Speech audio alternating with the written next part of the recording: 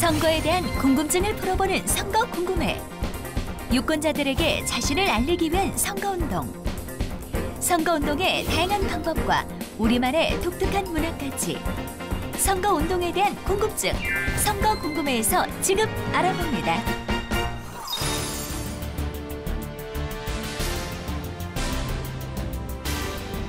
선거에 관한 궁금증을 토크로 풀어보는 선거 궁금해 신영일입니다. 자, 오늘도 함께 말씀 나눠주실 세 분부터 만나보시죠.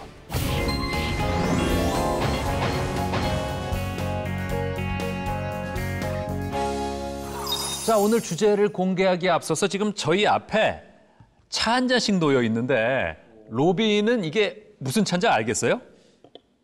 커피 아니에요? 커피, 이 향기 한번 맡아볼래요? 어때요? 뭐죠? 예? 자, 좀 쓴맛, 달콤하고 좀 쓴맛도 있어요. 달콤하고 쓴맛. 네. 예. 오, 계속 마시는데요? 예. 맛있는데요? 맛있어요? 네. 예. 이름이 뭐 같아요? 모르겠어요. 과일 아니에요? 아, 재료가 과일 같다? 네. 아, 이게 바로 도라지 차입니다. 도라지 차. 예, 도라지. 도라지 뭔지 알아요? 몰라요. 예. 뭐예요? 예. 그러니까 한국 나물 중에 하나인데 몸에 좋아요. 특히 몸에 좋아요? 예. 도라지 차가 목에 좋다 그래서 저처럼 이렇게 방송을 하는 사람들은 특히 도라지 차를 좋아하는데 요 선거철이 되면 목을 보호하는 캔디가 매출이 또 한 20% 이상 올라간다 그래요. 아무래도 그럴 수밖에 없겠죠. 이 말을 많이 해야 되는 시간이고 네. 또 말을 많이 해야 될 필요가 있는 사람들이 집중적으로 늘어나는 시기이기 때문에 네. 또 이 선거는 체력전이다 네. 이런 말도 있기 때문에 아무래도 목 건강에 많은 신경을 쓰는 것이 아닌가 생각이 됩니다. 네. 약간 무서워하시는 것 같기도 하고. 네. 이 목에 참 좋다고 하니까 요즘엔 특히 황사에 미세먼지에 초미세먼지에 공기 안 좋으니까 이런 걸로 좀 목을 보호하는 게 참 좋을 것 같습니다. 자, 저희가 이제 도라지 차도 맛보고 했으니까 선거에 대해서 여러분의 궁금증 어떤 게 있는지 지금부터 만나보겠습니다.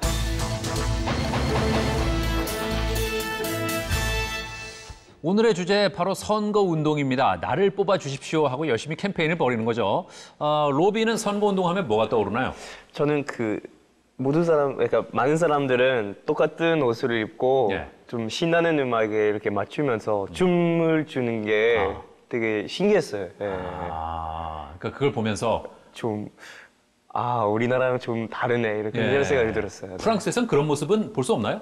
볼 수가 없어요. 전혀? 그러니까 그 후보자들도 이렇게 막 음악을 이렇게 좀 시끄러운 데에서는 그렇게 하지는 않아요. 그러니까 조용히 하는군요. 조용히 하고 악수도 하고 그냥 그 정도만 이렇게 하는 건데 한국에서는 역시 좀 흙이 많으니까 그런 것 같아요. 그렇군요. 예.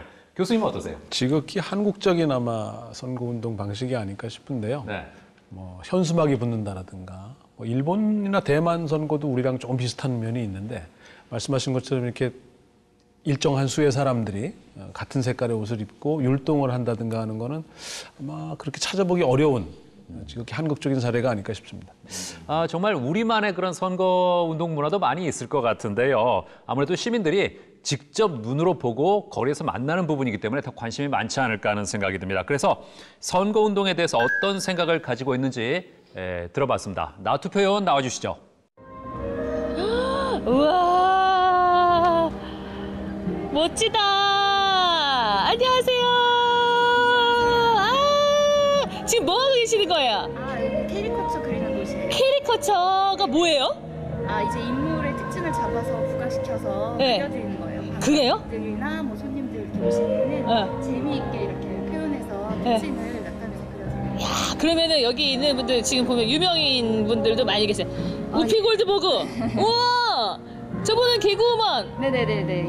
이국주 씨. 조금 있으면 선거철이어서 선거 유세도 많이 할 것이고, 그쵸? 네네. 선거 유세하면 뭐가 떠오르세요? 문자 같은 것도 많이 오고, TV에서 그런 선거 유세도 많이 하고, 길에 이렇게 차로 유세 차량 같은 것도 많이 다니고. 무엇보다 문자가 와요, 그쵸? 네네네. 받아보셨어요? 네, 많이 받아봤어요. 그랬어요? 네. 뭐라고 문자가 오던가요? 그냥 뭐 어떤 정당이다 네. 뭐 이러면서 길게 문자가 많이 오더라고요. 예. 문자가 어떻게 알고 왔을까요? 그러니까요. 어떻게 알고 이렇게 그런 문자를 하는지도 궁금하고 어떻게 그 개인정보가 유출된 건 아닌가 그런 걱정도 되고 네. 예. 뭐 가끔가다는 좀 짜증도 나고 내가 좋아하는 정당도 아닌데 예, 그런 때도 있고 오.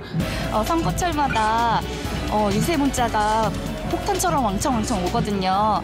그게 혹시 불법은 아닌가요? 네, 시민들이 이 선거운동에 대해서 특히 많은 관심을 보였습니다. 최근에는 뭐 현수막 거는 건 당연하고 뭐 포스터 붙이는 거 이런 거는 아주 예전부터 우리가 익히 봐왔던 건데 요즘에는 선거운동이 훨씬 더 다양해지고 복잡해진 것 같아요. 그렇습니다. 선거운동 방식이 이제 다양화됐다라고 하는 측면에서 보면 인터넷의 그 영향이 좀 무시할 수 없지 않나 생각이 됩니다. 특히 이제 뭐 카페라든가 블로그라든가 또는 이제 모바일 명함까지 이제 등장을 하게 됐고 따라서 이런 것들은 예전에 비해서는 비용이 그렇게 크게 들어가는 것들이 아니기 때문에 네. 그 신인 후보들의 경우에 이제 진입 장벽을 좀 낮췄다. 따라서 선거 운동의 기획 운동을 좀 가져오는 데 상당한 기여를 하지 않았나 생각이 됩니다. 그렇군요. 이 선거운동을 이렇게 온라인으로 하게 되면 유권자들에게는 어떤 장점이 있을까요? 네, 유권자들은 오프라인상에서는 선거에 참여할 수 있는 방법이 이렇게 다양하지가 않은데요. 온라인 선거운동 방법이 폭넓게 허용됨에 따라서 일반 유권자들도 온라인을 통해서 자유롭게 선거에 적극적으로 개입을 할 수가 있게 됐고요. 적극적으로 목소리를 낼 수가 있게 됐고 한 발 더 나아가서 정당의 활동이나 후보자의 활동을 감시하는 역할까지 하게 된 것 같습니다. 그리고 또 이제 선거에 관심이 없는 분들도 온라인상에서 자주 선거에 관련된 그 소식들을 접하기 때문에 선거 참여율도 높아지는 경향이 있는 것 같습니다. 네. 그런데 이런 장점만 있는 건 아니고 단점도 있겠죠? 그렇습니다. 특히 이제 인터넷의 경우에는 전파 속도가 거의 실시간이다라고 할 수 있을 정도로 예. 한 번 퍼지면은 회복하기 어려운 부분이거든요. 또 많은 분들이 경험하셨겠지만 어떻게 알았을런지 모르는데 나의 이메일과 나의 전화번호로 다양한 문자나 SNS 등이 이제 오게 되는 경우가 있는데 본인이 원치 않을 경우도 그렇죠. 있고 예. 따라서 어떻게 알았는지 궁금하지만 하여튼 거의 전파가 되고 있다라고 하는 측면에서 보면 원치 않는 정보까지도 유권자들에게 전달된다라고 하는 측면은 부정적이지 않나 싶습니다. 네. 그 솔직히 선거철 되면 하루에도 뭐 수십 차례씩 그 관련 문자가 오고 하는데 바쁠 때 그러면 정말 솔직히 짜증나거든요. 그렇죠. 저도 한국 친구들한테 물어봤는데 선거 때 제일 시간은 좀 물어봤거든요. 네. 다들 너무 문자를 많이 오니까 좀 불편해 하더라고요. 그렇죠. 근데 이거 뭐 동의하지 않는 사람한테 이렇게 문자를 보내는 게 괜찮은 겁니까? 현재로서는 그렇게 인식해야 될 것 같습니다. 특히 이제 공직선거법상 이 문자 메시지를 전송하는 방법은 합법적인 선거운동이거든요. 예. 따라서 선거운동을 할 수 있는 자의 경우에는 선거일까지 예. 얼마든지 문자 메시지를 보낼 수 있도록 돼 있긴 합니다. 아, 그래요? 근데 선거 당일까지도 선거운동을 하면 그거 불법 아닙니까? 네, 이게 좋은 소식일지 나쁜 소식일지 모르겠는데요. 네. 문자 메시지를 하도 많이 받아서 짜증이 난다 이런 반응이 있으신데 예. 이번 선거부터는요. 그 문자 메시지를 보내는 게 이전까지는 선거일에는 보낼 수가 없었는데요. 네. 이번부터는 선거일에도 보낼 수가 있도록 법이 개정이 됐어요. 그래서 그전에는 문자를 보낸다 하더라도 문자 이외에 음성이나 화상, 동영상도 금지가 됐었는데 네. 그것들도 전부 풀려서 선거일에 특정 후보자나 정당을 홍보하는 문자 메시지, 동영상, 음성, 화상 이런 것들을 자유롭게 보낼 수가 있게 바뀌었습니다. 그러니까 후보자들이 선거일에 나와서 선거운동을 해도 된다는 말씀인가요? 문자 메시지하고 예. 인터넷 선거운동만 풀린 거고요. 예. 기본적으로 오프라인상에서 할 수 있는 선거운동은 선거일에는 아직도 풀리지 않았기 때문에 그 점은 유의를 좀 하셔야 합니다. 그렇군요. 그러니까 선거운동을 할 수 있는 기간이 따로 정해져 있지 않나요? 그렇습니다. 그 선거별로 공식 선거운동을 할 수 있는 시간이 정해져 있는데 말씀하신 것처럼 이제 문자, 홈페이지 활용 방법 또는 SNS 등은 상관없이 예. 진행될 수 있다라고 하는 거죠. 아, 그렇군요. 근데 문자를 보내는 시간에는 제한이 없습니까? 불행하게도 문자를 보낼 수 있는 시간에 대한 제한이 법상에 규정되어 있지 않아서요. 언제든지 보낼 수가 있는데 예.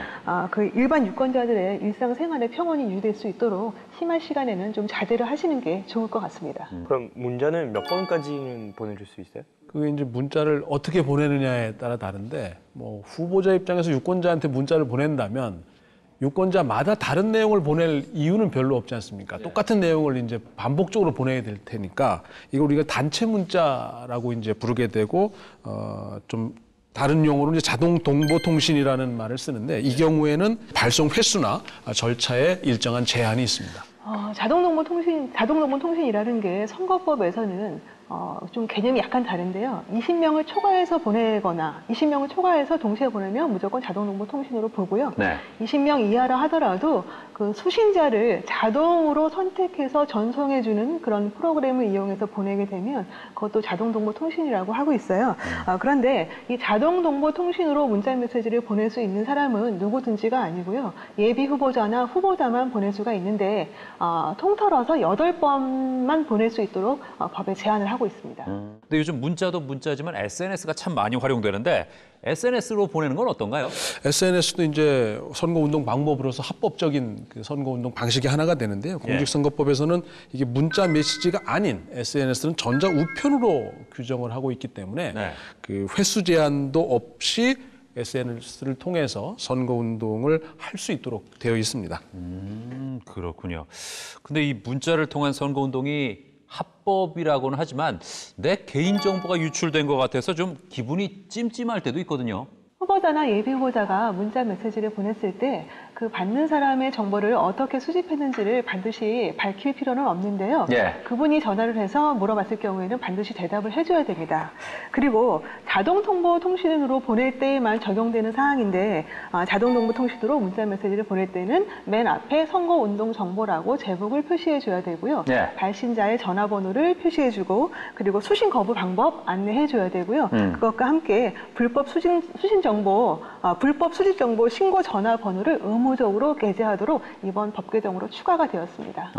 그러니까 선거운동 정보, 발신 번호, 수신 거부 방법, 불법 수집 정보, 신고 전화번호 이 4가지 중에 하나라도 없으면 불법 선거운동이다 이렇게 봐야겠네요. 그렇습니다. 특히 이제 아마 내 개인 정보를 어떻게 수집했느냐라고 하는데 관심이 많을 수밖에 없는데 이제 물어봤는데 그 해당 선거사무소가 거부했다. 이렇게 됐을 때는 한국인터넷진흥원 개인정보 침해 신고센터에 그 신고를 하시게 되면 또 신고를 했을 때 그것도 위반한 걸로 이제 판정이 됐을 경우에는 3천만 원 이하의 과태료가 해당 선거사무소에 부과됩니다.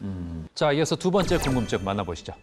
선거 유세 확성기 소음에 관해서 뭐 막을 수 있는 방법이 없는지 궁금해요. 정말 선거철이 되면 확성기로 뭐 선거 로고송 같은 걸 틀어놓는 게 너무 시끄러우니까 특히 뭐 아이를 키우는 집에서는 정말 짜증이 날 것 같더라고요. 저도 몇 번을 봤는데 멀리서도 이렇게 되게 크게 들려요. 그래서 이렇게 큰 소리를 이렇게 매일 들으면 스트레스 받을 것 같은데 혹시 막을 수는 없어요? 선거 관련 이 유세 소음은 아직 그 규정이 없습니다.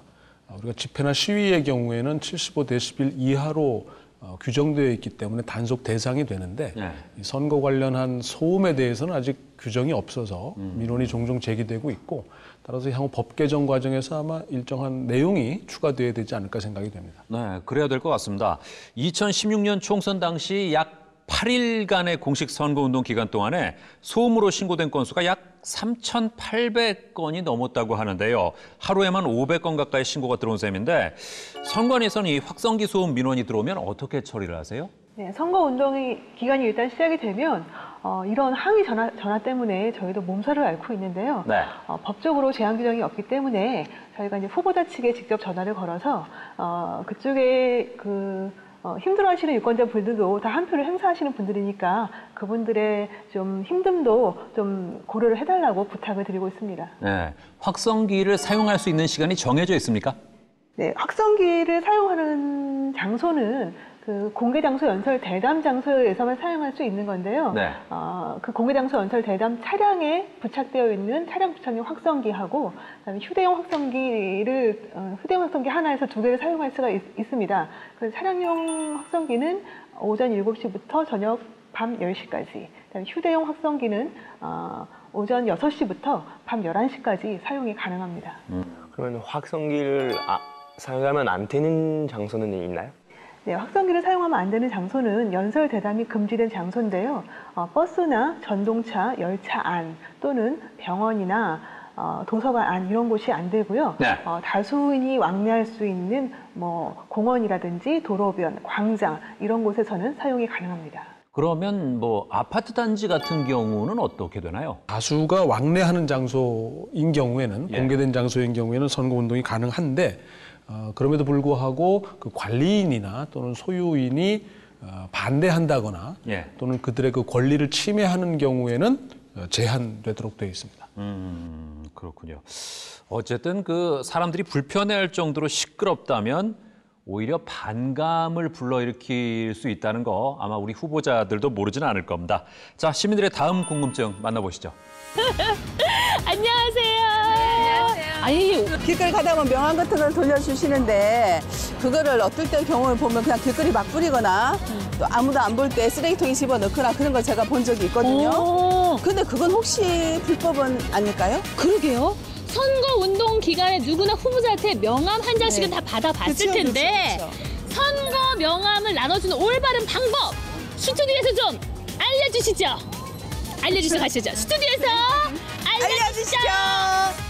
자, 선거운동 하면 또 하나 떠오르는 게 바로 명함입니다. 과거에서는 뭐 길에서 명함 뿌리는 경우를 많이 봤는데 요즘은 예전하고 좀 달라진 것 같아요. 선거운동 방법이 이제 다양화됐기 때문인데요. 예전에 네. 아마 대부분 경험하셨을 텐데 이 명함을 너무 많이 나눠주는 거고 네. 또 가는 곳마다 이제 받게 되니까 과연 이게 유일한 선거운동 방법이다 보니까 불가피한 측면이 있었는데 불법 선거운동이냐 아니냐에 대한 논란이 많았고 또 불편해하는 유권자들도 사실 많았었습니다. 네. 명함을 나눠주는 기간도 정해져 있나요? 그렇습니다. 이제 공식 선거운동 기간 우리나라는 정해져 있기 때문에 그 기간 동안에 가능하고 또 예비 후보자의 경우에는 이제 예비 후보 등록을 한 직후부터 바로 명함 배부가 가능하도록 되어 있습니다. 네. 그럼 또 명함 배부와 관련된 어떤 위반 사례가 있습니까? 그 명함을 배부할 수 있는 사람들이 후보자하고 그다음에 후보자의 가족 그리고 선거 사무장이나 선거 사무원 이런 분들인데요.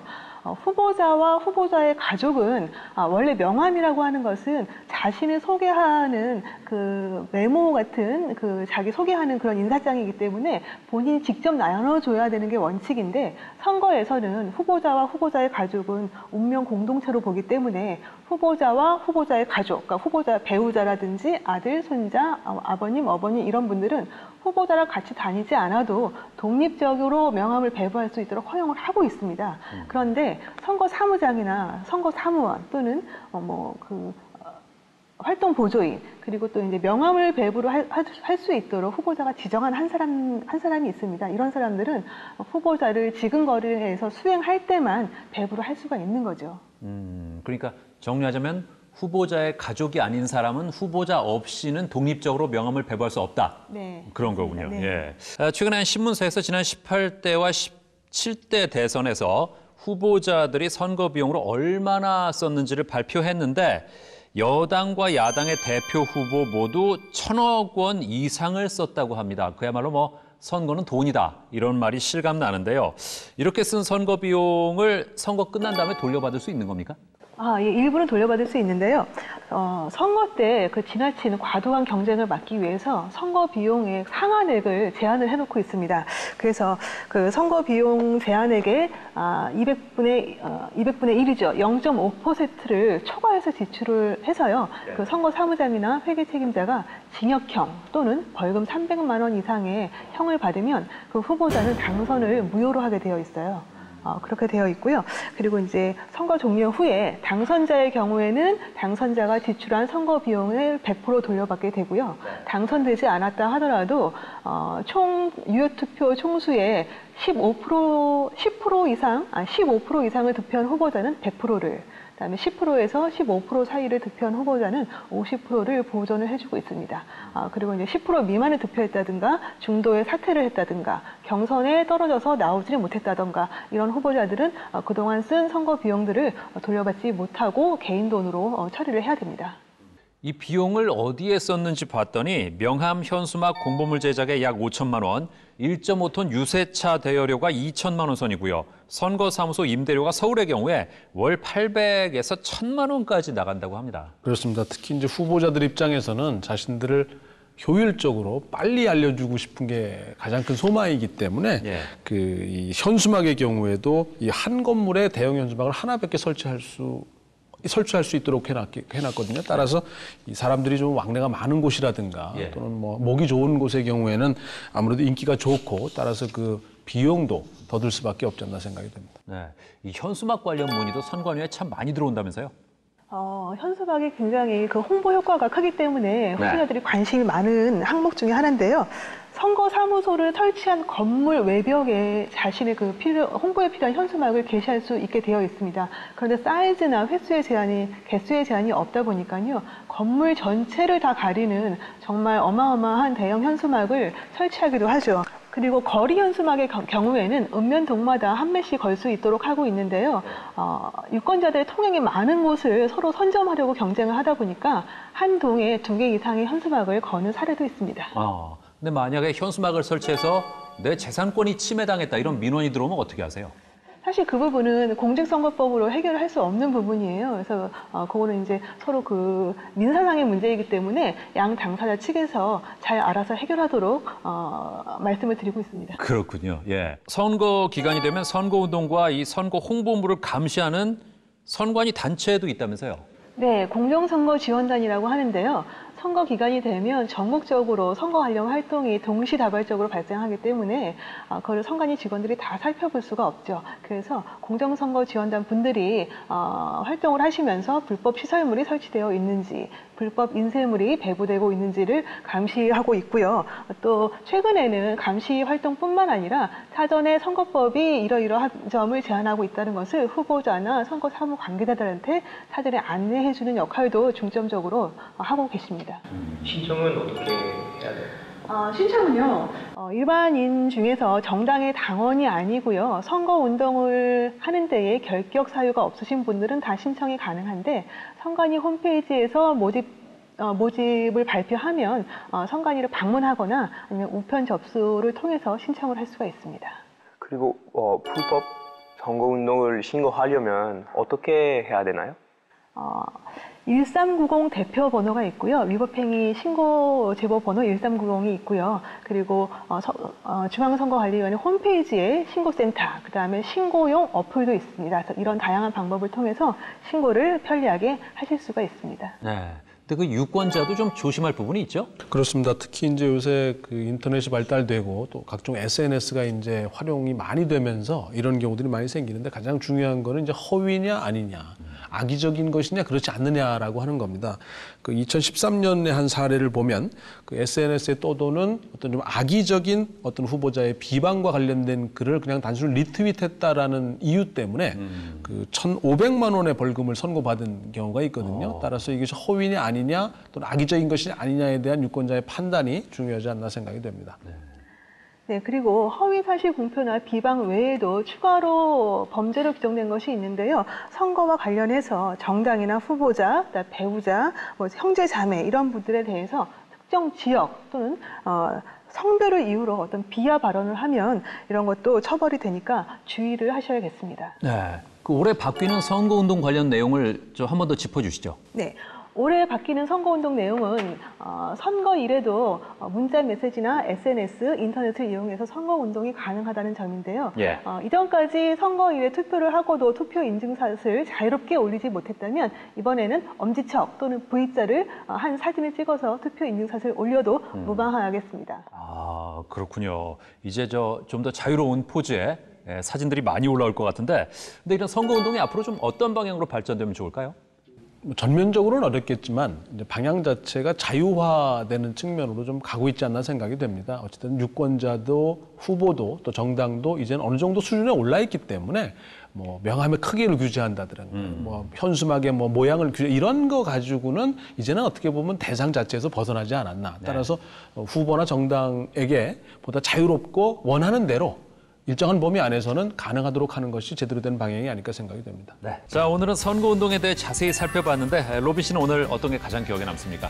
저는 SNS 통해서 선거운동 하는 게 좀 신기했어요. 우리나라에서 아직은 그냥 뭐 실제로 이렇게 명함 드리는 거나 아니면 악수를 직접 하거나 근데 아직은 SNS 통해서 안 하기 때문에 좀 신기했어요. 그렇군요. 예. 자, 자, 교수님 선거운동 관련해서 끝으로 한 말씀 부탁드리겠습니다. 예, 이 선거운동은 유권자가 후보나 정당을 알아가는 과정이고 또 후보자나 정당이 유권자에게 자신들을 알리는 과정이거든요. 네. 소통의 과정이고 쌍방향적이어야 합니다. 그와 함께 이제 유권자는 유권자대로, 후보자나 정당대로 책임이라고 하는 부분으로부터 자유로울 수 없다라는 것을 좀 명심해야 되지 않을까 싶습니다. 네. 자, 선거운동 관련해서 유권자나 후보자에게 꼭 부탁하고 싶은 말씀 있으실 것 같아요. 네, 후보자들께는요, 현수막의 크기가 크다고 해서 당선되는 게 아니잖아요. 그렇죠. 정책으로 정정당당하게 경쟁해 주실 것을 부탁드리고 싶고요. 유권자분들에게는 그런 정책을 꼼꼼히 살펴서 가장 적합한 후보를 찍는 것이 우리 민주주의 발전에 도움이 되는 것이라고 말씀드리고 싶습니다. 그렇습니다. 자, 선거에 관한 여러분의 궁금증을 풀어드리는 선거 궁금해. 오늘 여기까지입니다. 다음 시간에 다시 뵙겠습니다. 고맙습니다.